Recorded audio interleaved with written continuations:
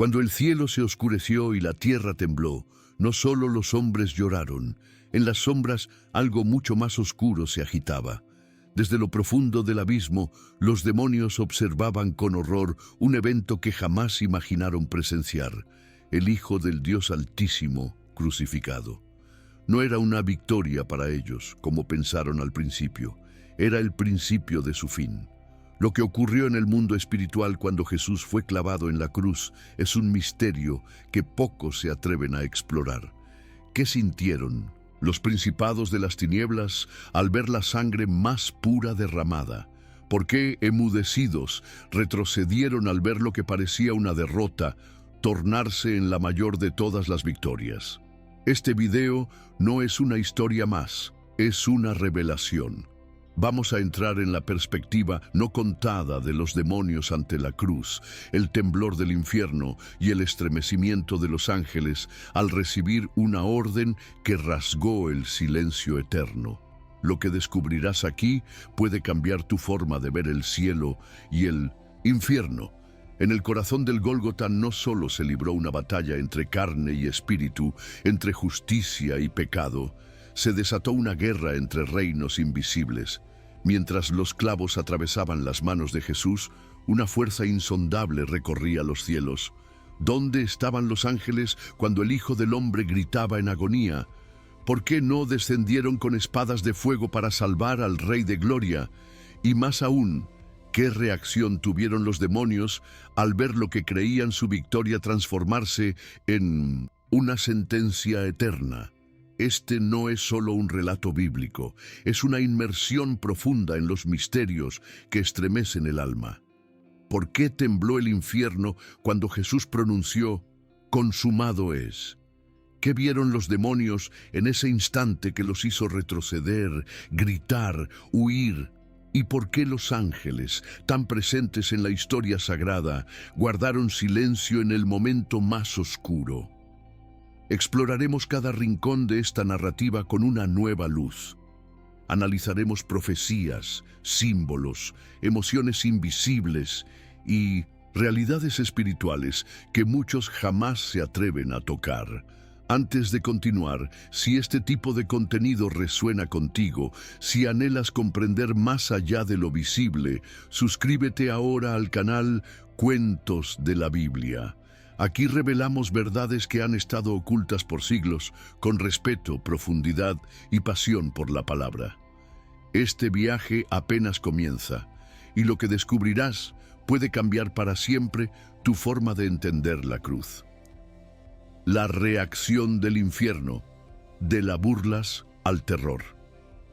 Mientras la multitud gritaba, mientras los soldados romanos jugaban a los dados al pie de una cruz ensangrentada, mientras los líderes religiosos se burlaban, creyendo que su plan había tenido éxito, en otra dimensión, algo más silencioso y aterrador sucedía.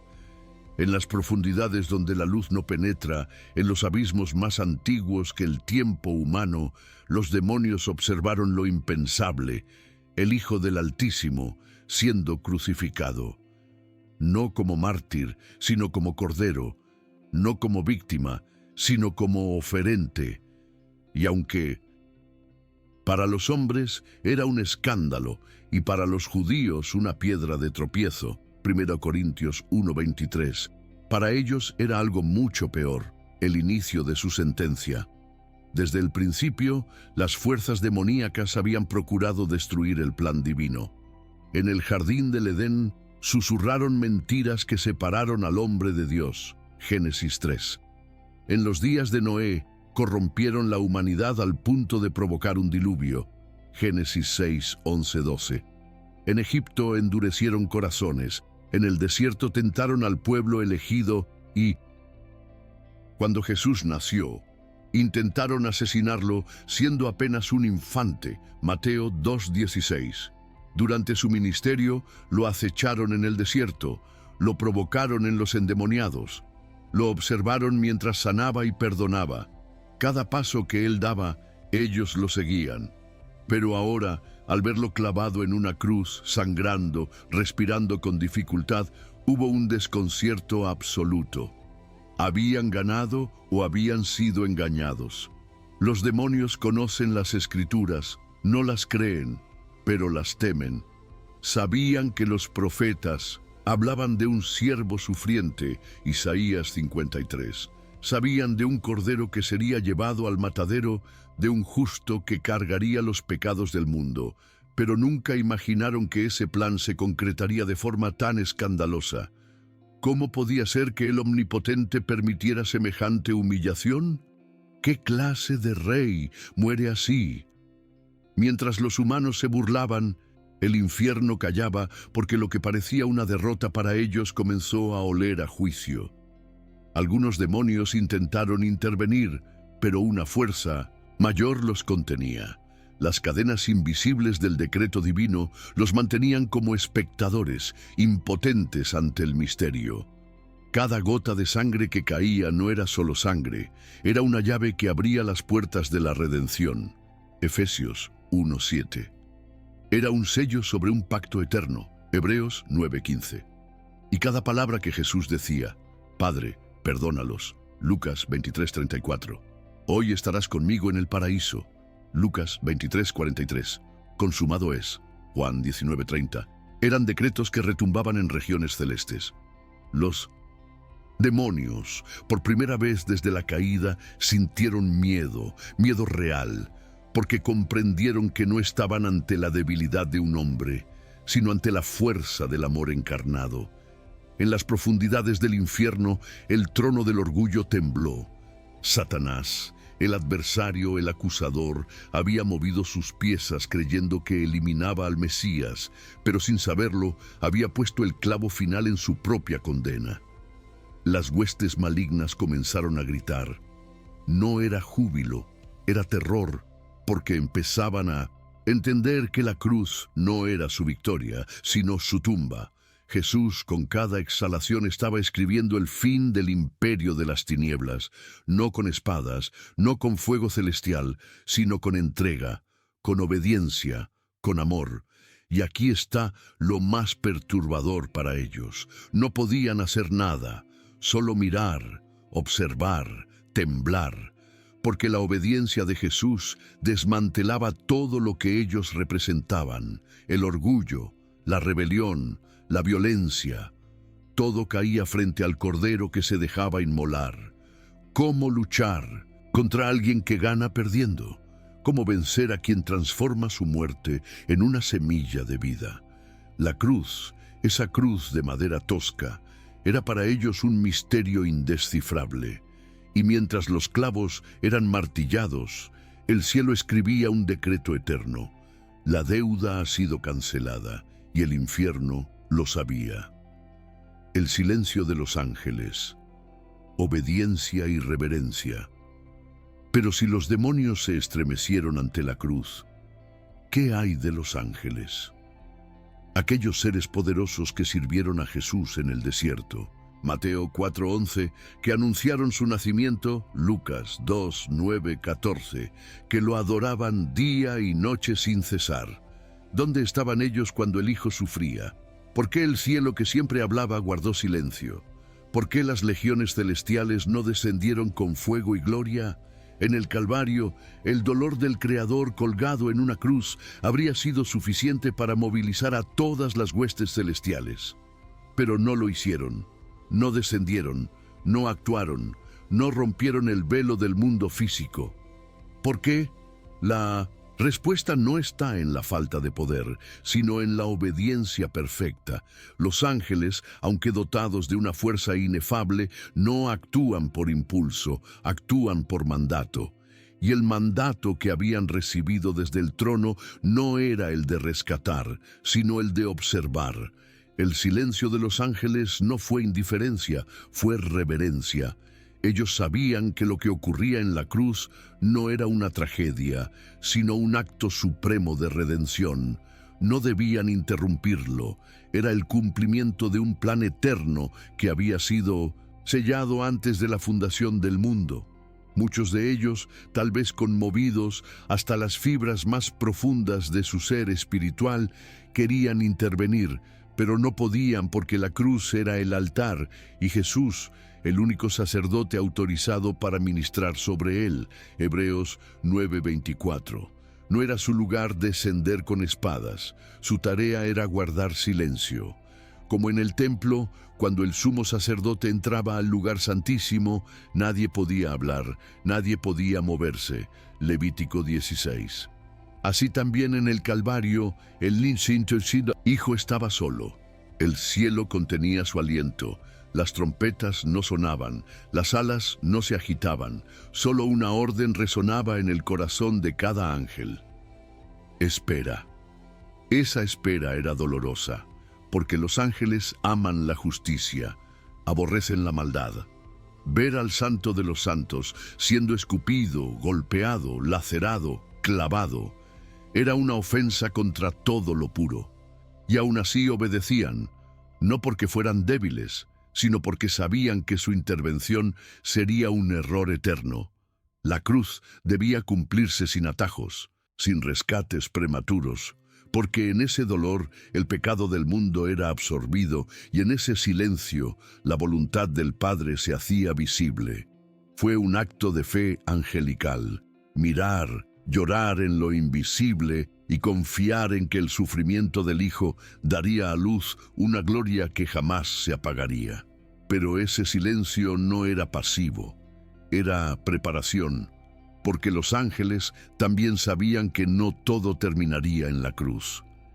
Ellos, que habían estado presentes desde el Edén, sabían que algo se gestaba más allá del dolor. Algo que los haría volver a escena, no como observadores, sino como mensajeros. La resurrección estaba cerca. Y cuando llegara el momento, cuando la piedra fuera removida y el sepulcro quedara vacío, ellos hablarían de nuevo, pero no con espada, con palabras de fuego. ¿Por qué buscan entre los muertos al que vive? Lucas 24:5.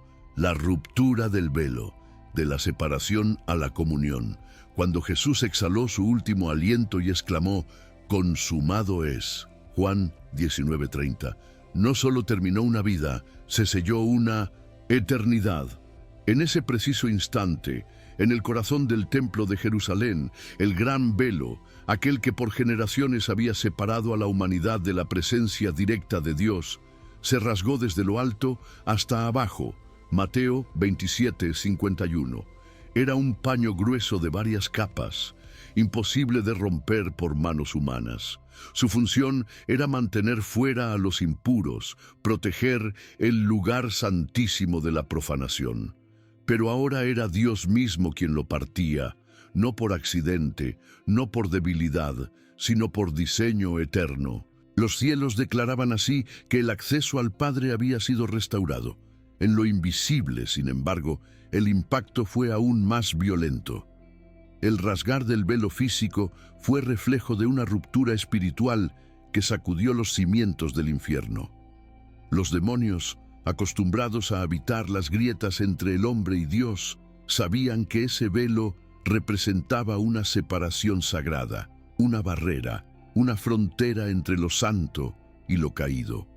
Su destrucción significaba una catástrofe, porque la estrategia del enemigo siempre fue mantener al hombre lejos de la comunión directa mediante el pecado, el miedo, la religión vacía. Pero ahora, con un solo acto, el Hijo había anulado siglos de distanciamiento. Los demonios gritaron. No era un lamento común, era un alarido de desesperación, porque entendían que la cruz no solo redimía, también despojaba. Las armas del infierno estaban siendo arrancadas. La sangre que goteaba del madero no era solo un símbolo, era un código, una llave, una sentencia escrita con dolor y gloria. Cada gota hablaba, cada herida pronunciaba libertad. Y cuando el velo cayó, las potestades espirituales supieron que estaban perdiendo más que poder. Estaban perdiendo territorio, influencia, autoridad. Estaban siendo despojados públicamente. El apóstol Pablo lo explica con claridad. Despojando a los principados y a las potestades, los exhibió públicamente, triunfando sobre ellos en la cruz. Colosenses 2:15. No fue solo una victoria espiritual, fue una humillación cósmica, una exposición. Cristo no venció en silencio. Su muerte fue una procesión triunfal. El infierno observó cómo su sistema entero se desmoronaba y no podía hacer nada para detenerlo, porque ese acto fue legal, eterno, irreversible. No había apelación posible. La justicia había sido satisfecha, la deuda pagada, el acceso al trono de la gracia restaurado. Romanos 5:1-2.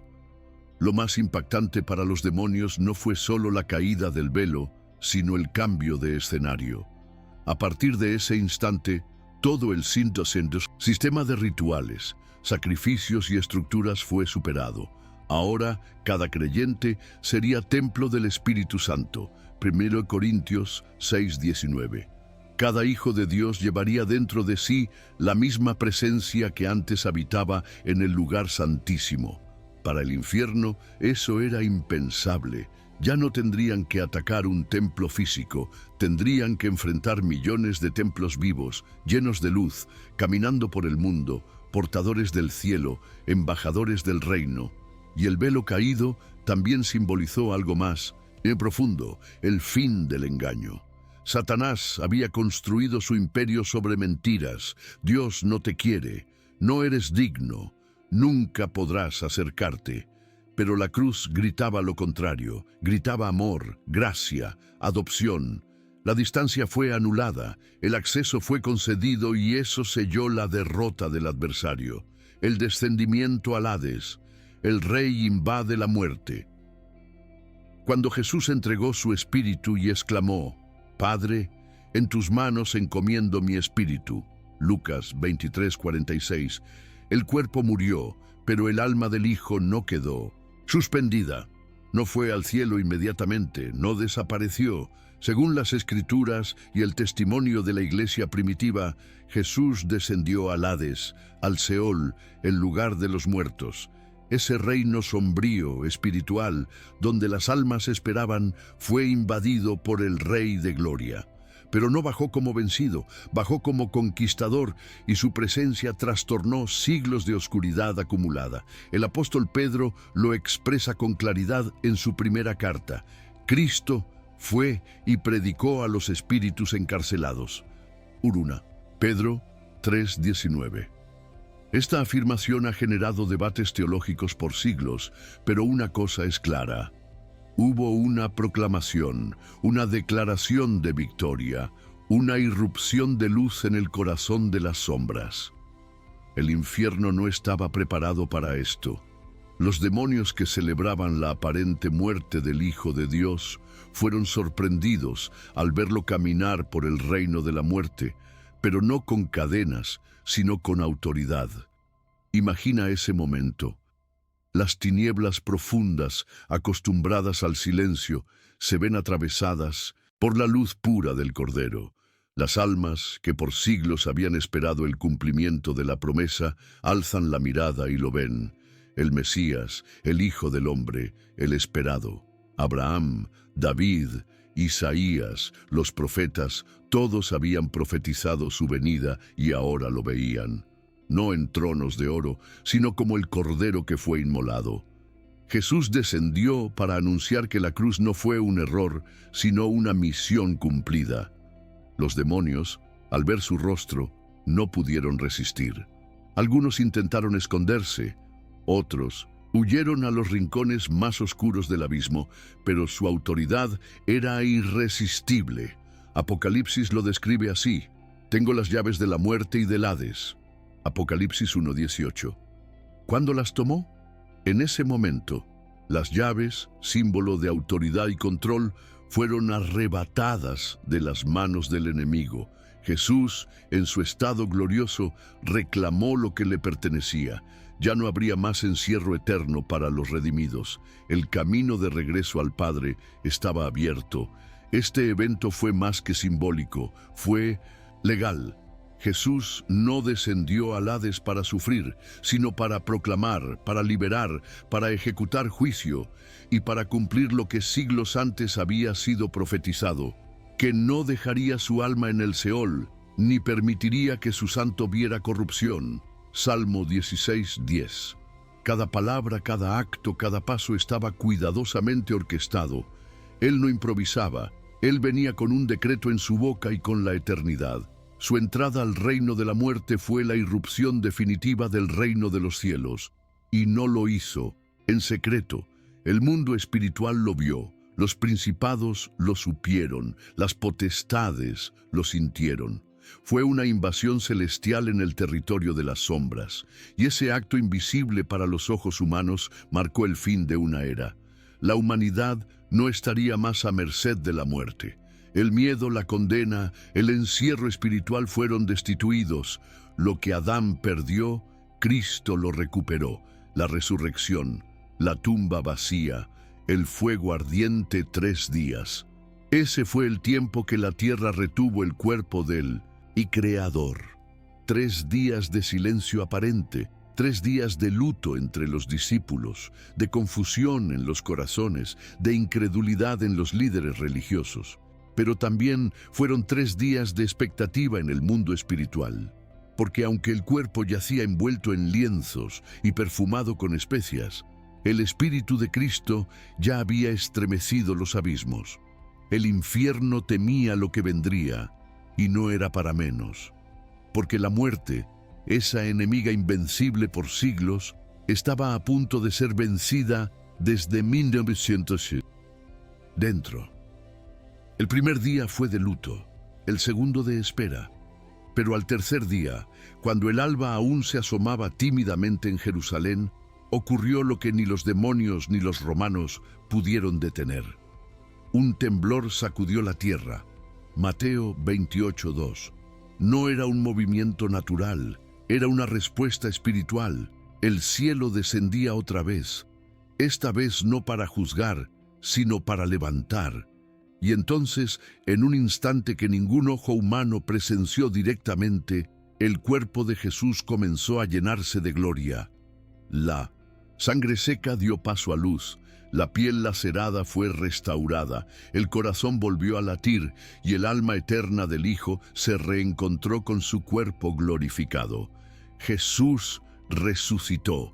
Los ángeles que habían guardado silencio en la cruz ahora irrumpieron con acción. Un ángel descendió del cielo y removió la piedra que sellaba la tumba. Mateo 28:2.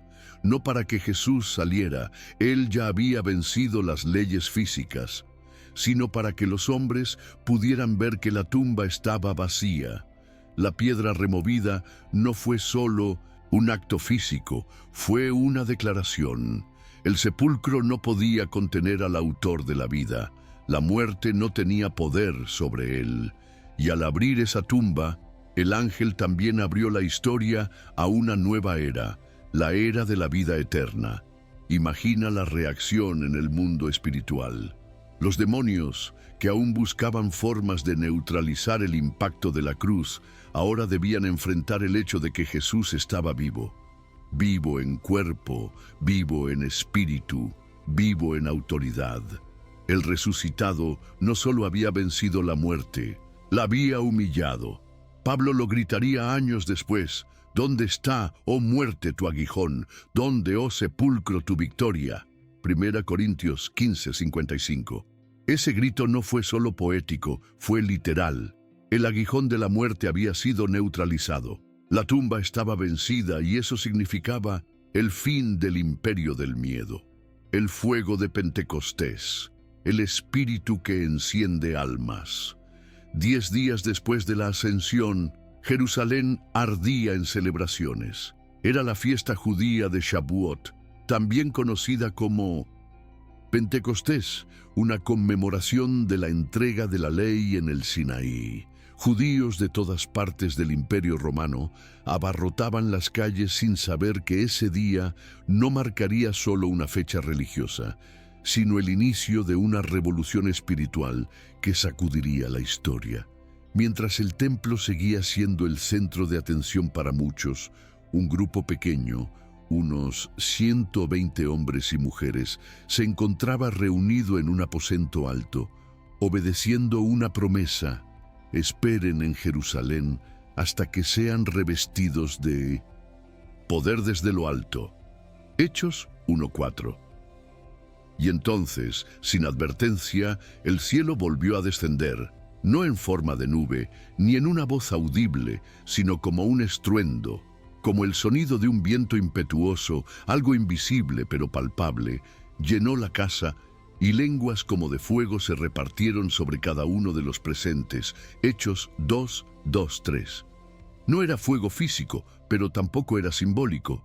Era fuego espiritual, una llama que no consume, pero que transforma. El Espíritu Santo había descendido, no para posarse, como antes, sino para habitar, para poseer a los que creían en el Hijo.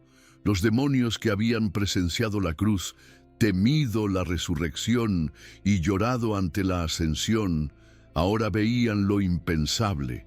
El mismo poder que levantó a Jesús de los muertos, ahora vivía dentro de hombres y mujeres comunes, galileos, pescadores, mujeres despreciadas, antiguos cobradores de impuestos.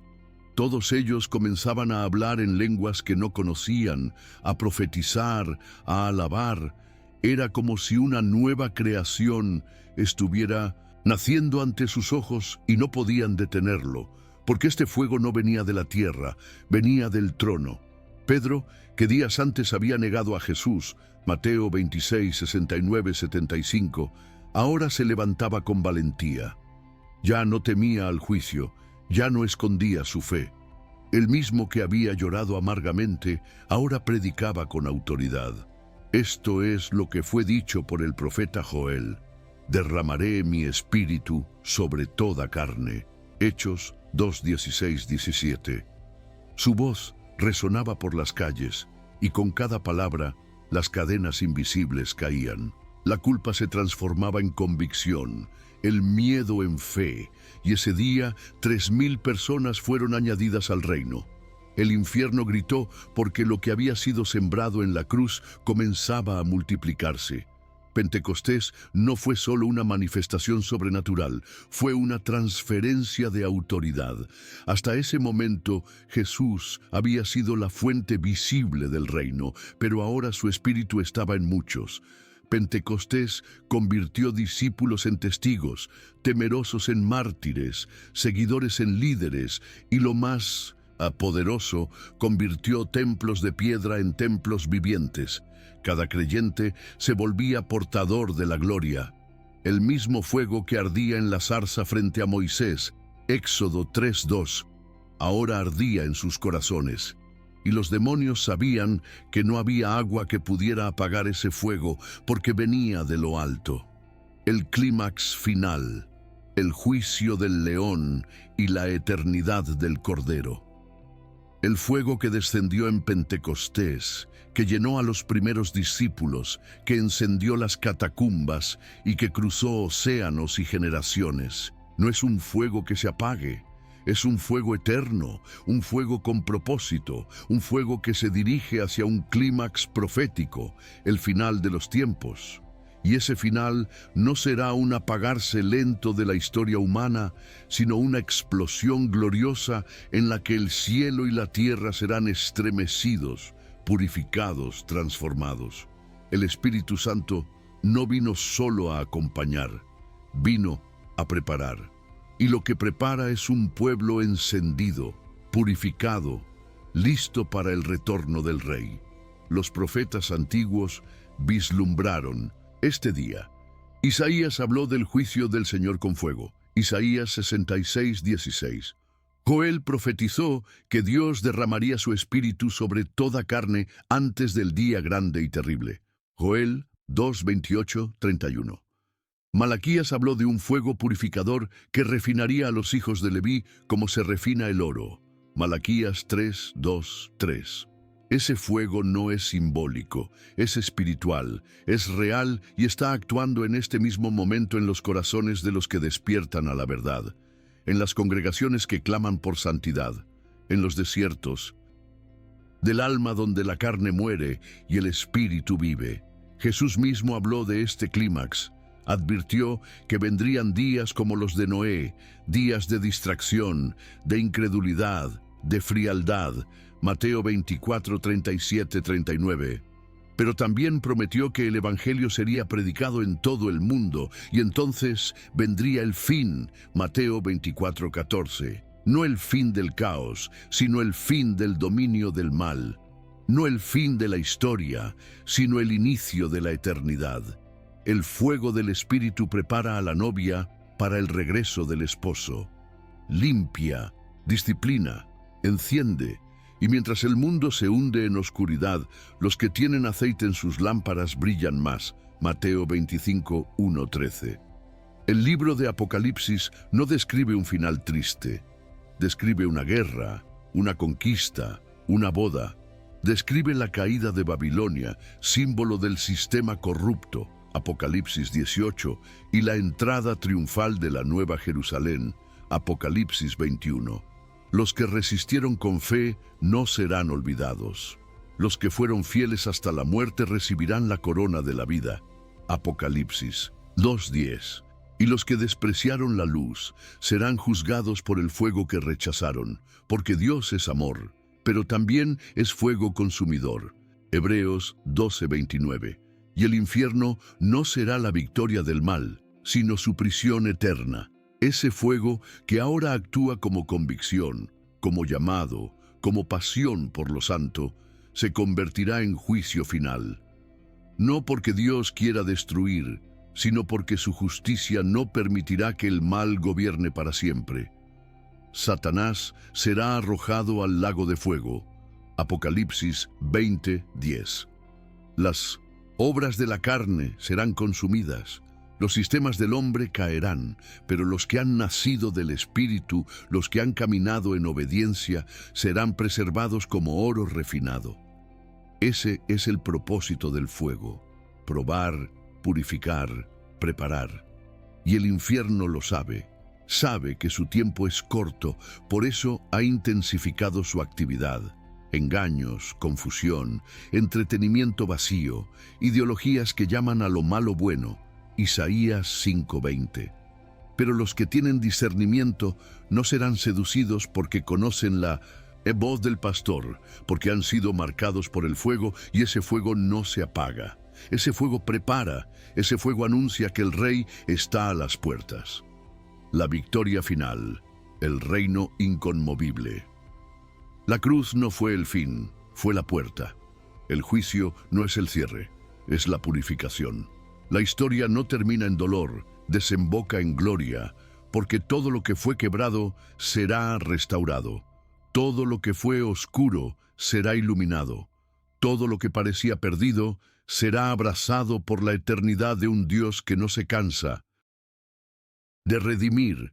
Vimos al infierno estremecerse ante el sacrificio del Hijo. Vimos a los demonios callar frente a la obediencia de los mártires.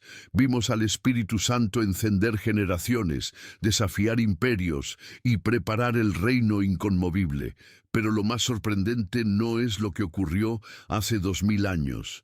Es lo que sigue ocurriendo hoy, porque el fuego no se apagó, el reino no se detuvo. La historia no ha terminado. Tú y yo somos parte de ese relato eterno. No estamos aquí por azar. Fuimos llamados, marcados, separados para este tiempo. El mismo Espíritu que resucitó a Jesús habita en nosotros. El mismo poder que transformó a pescadores en apóstoles reposa sobre ti. Y la gran pregunta que queda no es ¿qué hizo el infierno ante la cruz?, sino ¿qué hará el cielo a través de ti? No es momento de espectadores, es hora de avivamiento, es hora de rendirse, de consagrarse, de avanzar con autoridad, con lágrimas, con pasión, porque aún hay almas por alcanzar, heridas por sanar, cadenas por romper, y el fuego sigue ardiendo. Si esta palabra tocó tu alma, si algo se encendió dentro de ti, te invito ahora a formar parte de esta comunidad de fe. Suscríbete al canal Cuentos de la Biblia. Deja tu comentario. Comparte este video con otros. Juntos vamos a proclamar la verdad, a esparcir la luz y a exaltar el nombre que está sobre todo nombre, Jesús, porque Él no ha terminado, apenas está comenzando.